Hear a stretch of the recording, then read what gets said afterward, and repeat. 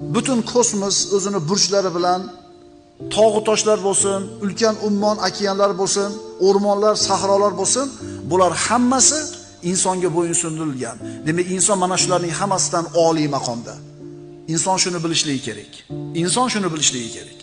Bu borliqdagi barcha mahluqotlardan ko'ra Alloh taologa eng mukarram, aziz banda bu inson bolasi.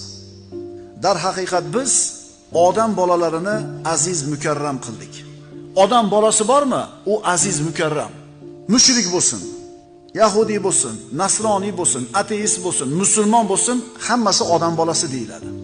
Mushrik bo'lsa ham u Alloh uchun mukarram banda, lekin u o'zini iymondan uzoq qilib, o'zini kufrga olib borib, Allohning nazaridan tushib qoladi. Aziz mukarram ekan. Endi mana shu aziz mukarram inson iymon bilan bo'ladigan bo'lsa, mo'min bo'ladigan bo'lsa, Alloh taolo uchun quyoshdan ham, oydan ham, butun borliqdan ko'ra mana shu mo'min banda Allohga aziz mukarram bo'ladi.